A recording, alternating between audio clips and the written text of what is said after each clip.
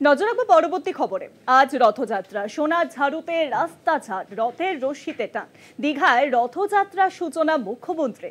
মন্দির উদ্বোধনের পর প্রথমবার দীঘায় হতে চলেছে এবার জগন্নাথ ধামের রথযাত্রা। সতর্ক প্রশাসন, দুর্ঘটনা এড়াতে রাস্তার দুপাশে করা হয়েছে ব্যারিকেড। পৌনে 1 ঘন্টার যাত্রায় রথ পৌঁছলো মাসির বাড়িতে। ইতিমধ্যেই দীঘার রথ পৌঁছে গিয়েছে মাসির বাড়িতে। এবছরই প্রথম কিন্তু দীঘায় হতে চলেছে রথযাত্রা। সোনার ঝাড়ুতে রাস্তা ঝাড় দেওয়া হয়েছে, সেই ছবি দেখতে পাচ্ছেন। লোক সমাগম হয়েছিল সেখানে বিপুল। মুখ্যমন্ত্রী মমতা বন্দ্যোপাধ্যায় উপস্থিত ছিলেন সেখানে।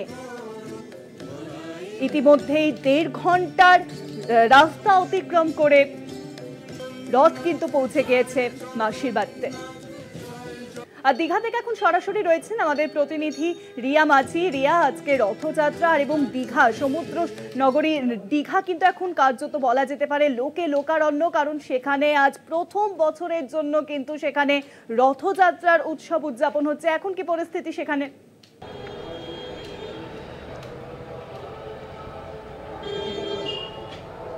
দেখো, জগন্নাথ, বলরাম, সুভদ্রা তিনজনেই কিন্তু পৌঁছে গিয়েছে ইতিমধ্যেই মাসির বাড়ি। 1 কিলোমিটারের প্রায় তাদের যাত্রাপথ ছিল।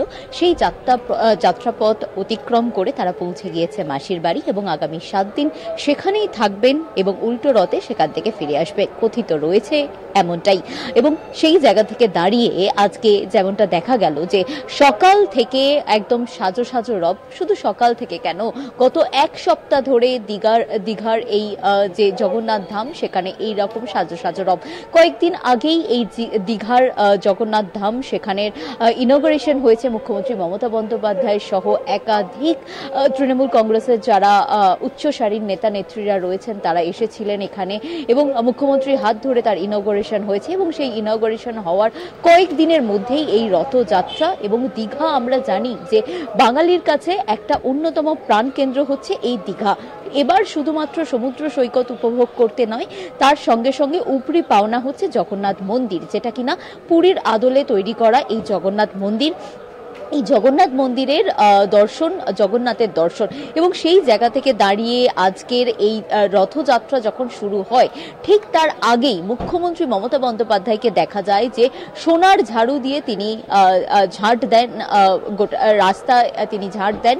এবং তারপরেই কিন্তু রথযাত্রার এই প্রথমে যে বলরামের যেটা কথিত আছে যে প্রথমে বলরাম এবং তারপর সুভদ্রা, তারপরে জগন্নাথ, কারণ দাদা হয় জগন্নাথ। সেই কারণের জন্য বলরাম এবং সুভদ্রা এই দুজনকে আগে রওনা করায়, তারপরে দাদা যান। এবং সেই মতোই কিন্তু বলরামের রথ প্রথমে, তারপরে সুভদ্রা, তারপরে জগন্নাথ। এবং সেই মতোই মুখ্যমন্ত্রী মমতা বন্দ্যোপাধ্যায় শুভ সূচনা তিনি করেছেন। যেটা কোনো শুভযাত্রা করতে গেলে যে নারকোল ফাটাতে হয় এবং তারপরে আরতি করতে হয়, সেই সমস্ত রিচুয়ালস মেনে কাজ করা হয়েছে। মন্দির থেকে মূর্তি বার করা হয়েছে এবং সেই মূর্তি বার করে একে একে রথে তোলা হয়েছে। রথে তোলার পরে তারপরে তাদের আরতি করা হয়েছে, পুজো করা হয়েছে। সেখানে সমস্ত রিচুয়ালস মেনেই কিন্তু এই সমস্ত কাজ করা হয়েছে।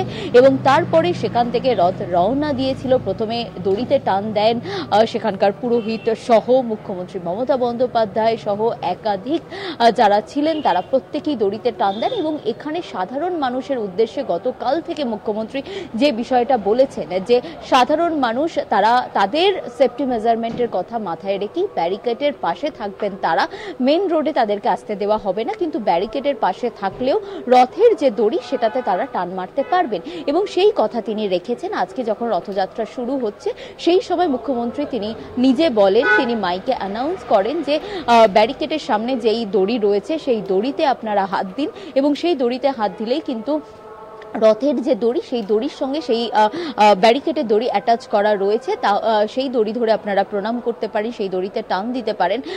সেটাই হচ্ছে রথের দড়ির সঙ্গে অ্যাটাচ রয়েছে বলে এমনটাই অ্যানাউন্স করে মুখ্যমন্ত্রী মমতা বন্দ্যোপাধ্যায় সাধারণের উদ্দেশ্যে। এবং তারপরেই যেটা দেখা যায় যে রথযাত্রা শুরু হয় এবং সকাল থেকে দফায় দফায় বৃষ্টি হচ্ছিল, সেই কারণের জন্য ভিড়টা একটু কম থাকলেও কিন্তু যখন রথযাত্রা শুরু হয় তখন যেহেতু বৃষ্টি আর হয়নি, সেই কারণের জন্য কিন্তু প্রচুর মানুষের সমাগম নিয়ম হয়েছিল গতকাল থেকেই আমরা দেখছিলাম, এবং সেই কারণে প্রচুর মানুষ সেখানে গিয়ে উপস্থিত হয়। এবং যখন রথ বাইরে বের করা হয়, যখন রথযাত্রা শুরু হয়, ঠিক তার শেষেই মুখ্যমন্ত্রী মমতা বন্দ্যোপাধ্যায় তিনি হাঁটতে থাকেন এবং তার একদম পিছনে সেখানে দড়ি করে দেওয়া হয়। সেইখানে তারপরে সাধারণ মানুষ তারাও কিন্তু পিছু পিছু হাঁটতে থাকে, তারা প্রত্যেকে মাসির বাড়ির উদ্দেশ্যে যায়। মুখ্যমন্ত্রীকেও দেখা যায় যে তিনি মাসির বাড়িতে যায়।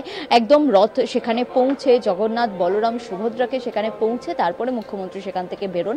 এবং এই পুরো বিষয়টা নিয়েই কিন্তু মানুষের কাছে এইবারে দীঘাতে একটা অন্যতম যে উন্মাদনা মানুষের মধ্যে, সেটা কিন্তু তার যে উচ্ছ্বাস, সাধারণ মানুষের যে উচ্ছ্বাস, সেটা কিন্তু আজকে চোখে পড়লো। কারণ দীঘাতে এই প্রথমবার রথযাত্রা, এবং সেই রথযাত্রায় সাধারণ মানুষ, কারণ আমি প্রথমেই তোমাকে যেমনটা বললাম যে দীঘা মানুষের কাছে, বাঙালির কাছে একটা অন্যতম প্রাণকেন্দ্র, এবং সেখানে এক্সট্রা অ্যাডিশনাল হচ্ছে এই জগন্নাথ মন্দির, এবং সেখানে রথযাত্রা একদম পুরীর আদলে, পুরীর কায়দায় কিন্তু এই রথযাত্রা ইতিমধ্যেই সম্পন্ন হয়েছে। রথের সমস্ত রিচুয়াল সম্পন্ন হয়েছে, মাসির বাড়ি পৌঁছে গিয়েছে 3 ভাই, এবং তারপরে 7 দিন তারা সেখানেই থাকবেন, এবং 7 দিন পরে ফের তাদেরকে উল্টো রথে আনা হবে নিজেদের গৃহে, অর্থাৎ জগন্নাথ ধামে। অনেক ধন্যবাদ রিয়া। দীঘা থেকে সরাসরি আমাদের প্রতিনিধি রিয়া মাঝি। সোনার ঝাড়ুতে রাস্তাঘাট, রথের রশিতে টান, দীঘায় রথযাত্রার সূচনা হলো মুখ্যমন্ত্রী মমতা বন্দ্যোপাধ্যায়ের হাত ধরে। মন্দির উদ্বোধনের পর প্রথমবার দীঘার জগন্নাথ ধামে রথযাত্রা। সতর্ক ছিল পুলিশ প্রশাসন সকলে, কোনো রকম দুর্ঘটনা যাতে না ঘটে, এবং দুর্ঘটনা এড়ানোর জন্যই রাস্তার দুপাশে ব্যারিকেড করা হয়েছিল। পৌনে 1 ঘন্টার যাত্রায় রথ পৌঁছলো ইতিমধ্যেই মাসির বাড়িতে।